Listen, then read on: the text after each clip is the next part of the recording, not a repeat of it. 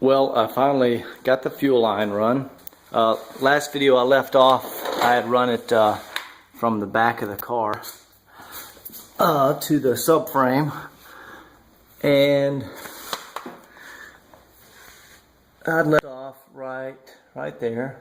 So we've come under the subframe connector, and it runs up.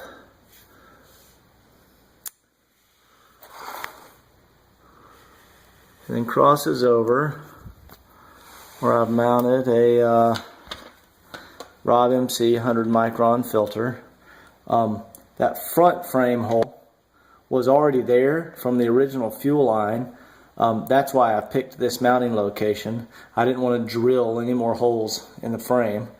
Also, I drilled one extra hole right there. So there was an original hole here. Drilled another one right there. Sorry, Trans Am. And I didn't want to drill any more holes in the subframe, so I just used that hole, which it was a little high. See how the filter's up kind of high? So I drilled this one a little lower so it was easier to get the clamp in there. So the filter's in there, and then it is running. Alright, that's one part I don't like. See how I'm going to put, a rubber, zip tie rubber hose around the line right there so it's not rubbing on the frame. But that's where the stock lines go, so I just ran it up in that location.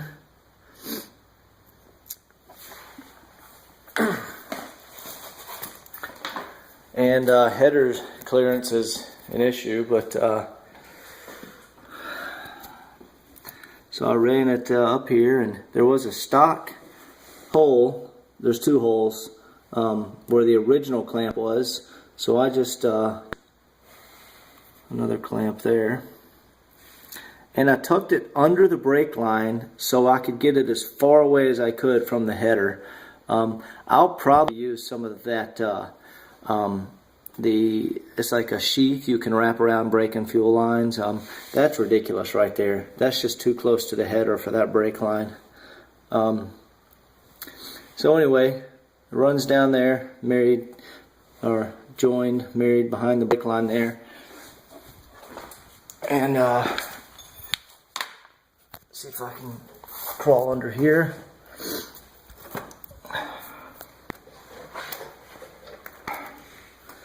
Okay.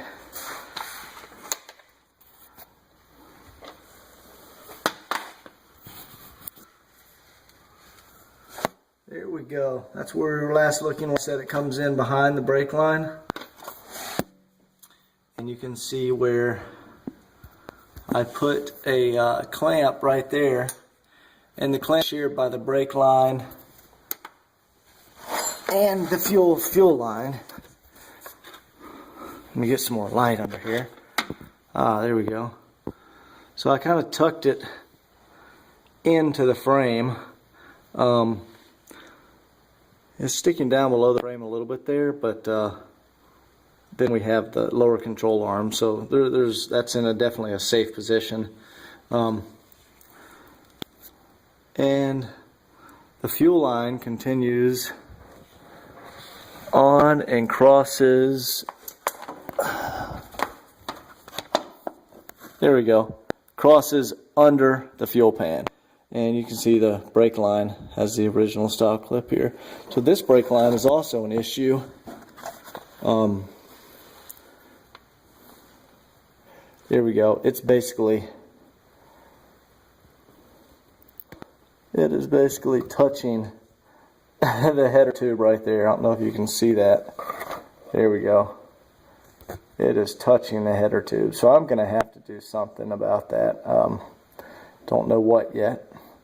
Maybe raise the transmission another few degrees.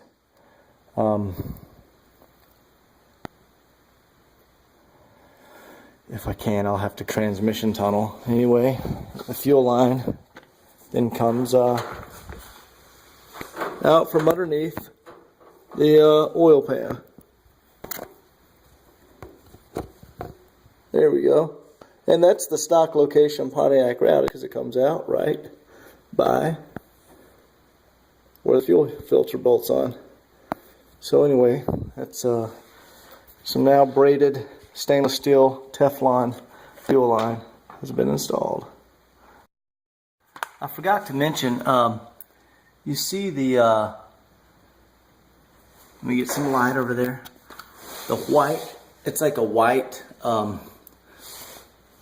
you go, white goo substance where all the hoses are plugged in together. That's like a, it's this stuff, ARP thread. It's a Teflon thread sealer, non-toxic, non-drying thread sealer, works against on aluminum, steel, plastic, coolant, water, gasoline, natural gas. Effective negative 30 degrees to 550 degrees at 10,000 psi. So instead of using Teflon tape and risking tape particles breaking off and going into the carb venturis, I use this thread sealer. This stuff's supposed to be pretty good. I've heard other guys talk about Teflon sealer. I think it's usually used for heads on Chevy engines, putting the head bolts in maybe. I don't know, but I used it on all the seals in the AN fittings.